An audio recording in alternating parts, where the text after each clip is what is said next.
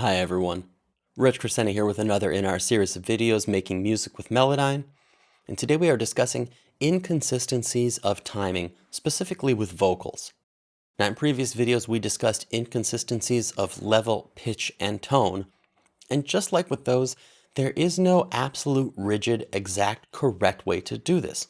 Timing is a very fluid thing and it heavily affects the mood and the vibe of the song, so make sure not to get bogged down too much in the grid or in what is right if it is negatively affecting the emotional impact of your song. Everything we're doing today can be done in Melodyne Assistant or higher. However, sometimes we will be using the multi-track view, which requires Melodyne Studio. All right, so let's jump in and take a look. This is Fool for Your Touch by Abby Ahmad, a singer-songwriter out of Brooklyn, New York. Sometimes I find that I'm lost in you. Okay, a very soulful, sultry, legato vocal, but I would like to try a different interpretation of it that is a little bit more rhythmic, in line with the rhythm of the song. Okay, so first things first, we want to set ourselves up for success inside Melodyne, and that means for vocal editing like this, turning off our timing grid. You'll notice my timing grid settings are off over here. If that's on, then all of your editing has to adhere to grid behavior, and we don't want that. We want to be able to make any minute change possible. Second, you'll notice that I've selected, instead of the normal eighth notes, I've selected 30-second notes right here for this grid. So all these extra visual lines just make it easier to get the editing in the ballpark faster visually. We're still going to use our ears for the final changes, but this makes getting in the rough area faster and easier. Another way that you need to understand Melodyne to really have success with editing vocals in how these blobs move and change. So let's talk about that. I'm going to right-click on my context menu and select my timing tool. Let's talk about how this one blob by itself moves. You'll notice if I grab the left portion of the blob, I can shrink or stretch, and you'll notice while it's shrinking or stretching, the sibilant portion is not shrinking or stretching. That's important. That stays the same no matter what. If I grab the right-hand portion of the blob, I can shrink or stretch, and you'll notice the blob to the right of it, that is affected. We are editing vocals, which uses the melodic algorithm, and this is designed this way on purpose. This is to avoid any unnatural gaps or overlaps within a word. So when you're dealing with vocals in the melodic algorithm, you will always see separations like this between each blob. These vertical lines right here are called our separations. If you don't see those, you can just come over here to your options menu and choose Show Note Separations right there. Now these vertical thin lines right here, that indicates what we call a soft separation. And with a soft separation, any movement of blobs affects the blob next to it. If we would like to move one of these blobs without affecting the blob next to it, we need to change that to what's called a hard separation. Very easy to do. You just right-click to your context menu, come over your Note Separation tool, and drop down to the Separation Type tool. Now what I can do is come over here to this separation and double-click on it, and you'll notice that thin line became two brackets. Right? That is a soft separation turning to a hard separation. Now if I come to my timing tool, I can adjust the timing of this blob right here without affecting the one next to that. Okay, I'm going to undo both of those real quick just to get us back to where we were. Now with a group of blobs, the behavior is similar but a little different. So let me show you how that works. I'm going to select this group of blobs right here and right-click and come to my timing tool.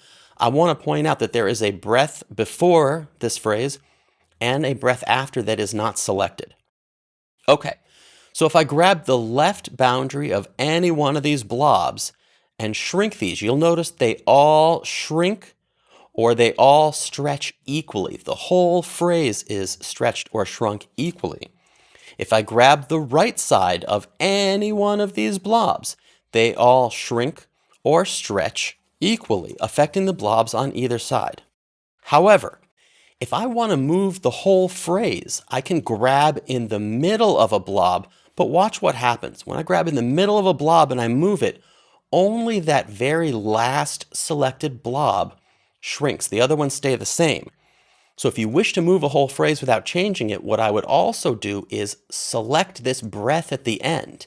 And now when I move the whole section, the breath is what shrinks, and I can move this whole phrase without changing the length of it. Great, I hope that makes sense. That's a very powerful tool for how to quickly edit these vocals.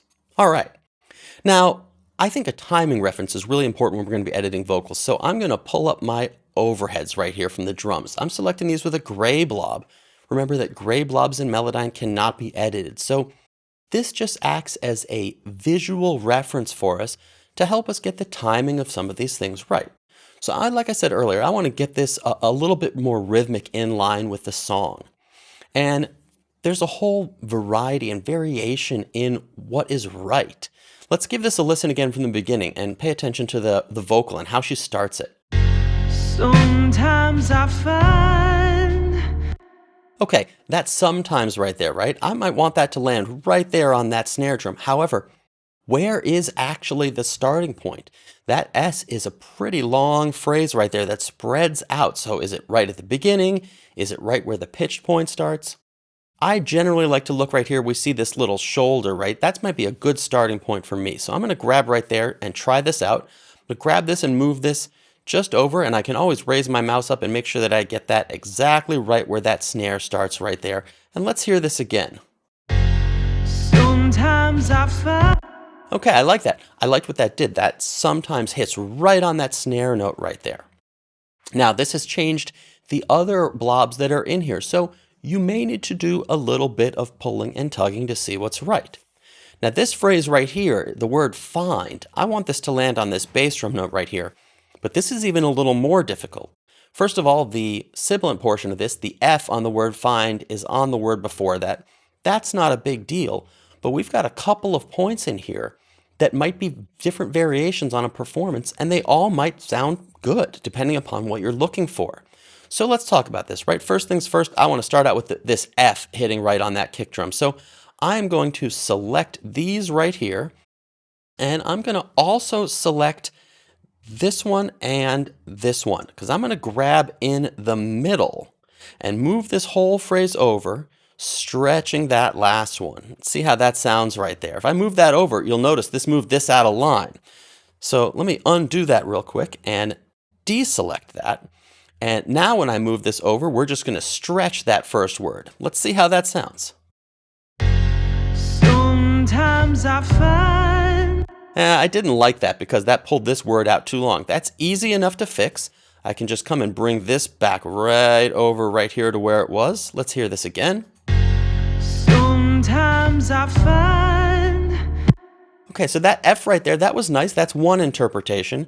But we've also got this point right here where this line starts to go up and it hits the I. If you ever really want to dig in and look for something right here, Melodyne has a very useful scrub feature. So let's hear this.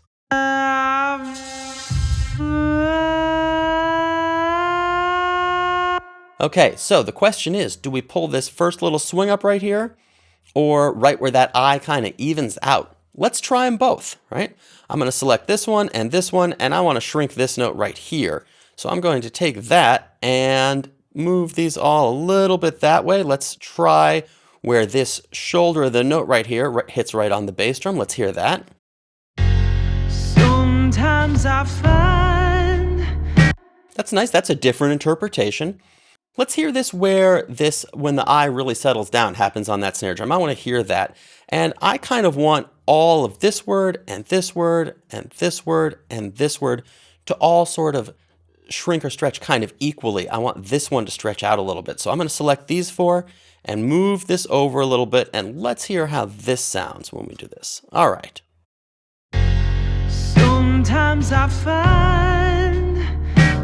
That's nice. That's a more relaxed interpretation that still feels kind of rhythmic with that right there. So we just saw 3 variations on how this word find and this phrase in general could be adjusted to the timing. Personally, I kind of like that last one right there. Okay, now there are some other ways that we can adjust timing within words, and that's because sometimes we don't want to shrink or stretch the blob. We need to move the line within the blob. So let's check out this other phrase right over here. World's running mad, but I'm glad. Okay, So we've got worlds running mad, but I'm glad. And with worlds, she really swings up slowly, but on mad and glad, she swings up a little faster. So maybe I want to get a delivery that's kind of the same for all three of those. In that case, the length of this blob is right, but I want to get this point where the vocal swings up earlier. And this is a perfect place to use what we call our time handle tools. So just right click on your context menu. This is under the timing tools. And what this allows us to do is move the lines within the blob. So I'm going to scrub and find the spot that I'm looking for. Right there, right. That's where the O sounds right there. So I'm going to drop in a time handle tool right there, and then I can bring this over a little bit right to the beginning of that snare drum. All right, let's hear this. World's running mad, but I'm glad. Nice, I like that. That's a more consistent delivery every time she swings up right there. Now, sometimes we may want to do something where we change the delivery within a phrase like this. Let's listen to this blob right here. But I'm glad long.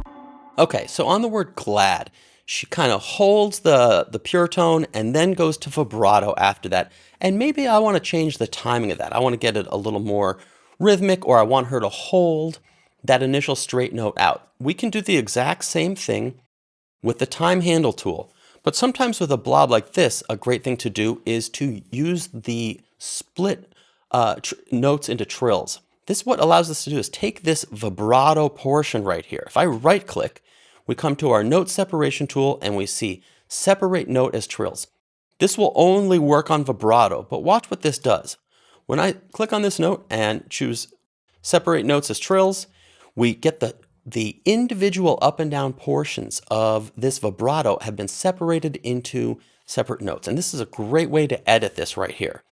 So now what I want to do is maybe I want this pure tone to hold out a little bit longer and keep the vibrato timing kind of the same. Well, I could select all of these right here and come back over here to my timing tool, and I can shrink those a little bit and stretch out that pure tone. Maybe I can get this to a point where I kind of like the rhythmic behavior of that. Sometimes you might want to switch to a different set of lines. In this case, I'm going to go over here to the triplets, see if I can find something that works pretty well within the triplet lines right here. And maybe I can come over and shrink that guy, get that about the same. If I want to get each one of these about the same length like so, we can do that. Now we've got a slightly longer pure tone before we go to the notes of the vibrato. I can come over here to my pitch tool and even take these and move these down a little bit. If you'll notice it's making noise when I touch those. If you want to turn that off, you can come to monitor when editing blobs and turn that off. And I can choose these notes right here, and maybe I'll even move these up just a little bit. I know it seems a little strange that we're paying so much attention to pitch when we're talking about timing, but the two are very closely related. So pay close attention to changes in pitch, because that almost always indicates a change in timing as well. Now with this phrase right here, I want this part to be a little more straight, and you'll notice we've got the pitch transition tool right here. So by grabbing this and pulling up on it, I can straighten that out just a little bit. I could come to my pitch drift tool and pull it down on this one right here, and come to my pitch modulation tool and even straighten it out a little bit right there as well. This blob itself is not vibrato, so I would be pretty sparing with the modulation tool. But now what we've done is we've created a pure tone followed by exactly the vibrato that we are looking for. Let's give this a listen, right? Let's start off with Melodyne bypassed. But I'm glad long as. And here's the changes that we made. But I'm glad long. Nice, I like that, right? She held the note a little longer and then went to a more consistent, almost intentional vibrato. Now, one last thing that I want to talk about today that is key for these kind of things is the nudge feature. And in Melodyne, you can set any group of blobs or one blob and nudge. Using Shift right and the arrow, you can always come over here to your settings, go to preferences, come over here to your shortcuts, and within there, if you don't know where to find it, you can just type in nudge like so. And here you'll see nudge left and right, nudge up and down. Quick side note, the nudge tool is heavily affected by which editing tool you're using at the moment. but here's nudge left and right, Command Shift left and right. So I'm going to hit close. And this is great for getting the exact fine tuning and timing right. Once you get the sort of it in the area where you want it, you can always set yourself a loop like so and let that play over that. And then using Shift Command left and right, nudge the timing in either direction by 1 millisecond at a time, like so. But I'm glad, no, but I'm glad, no, but I'm glad, no. Now, this is 1 millisecond at a time within Melodyne. That may not be enough for you. However, many DAWs have nudge features if you want to just nudge the entire audio portion over. Hope you've enjoyed this today. Thanks.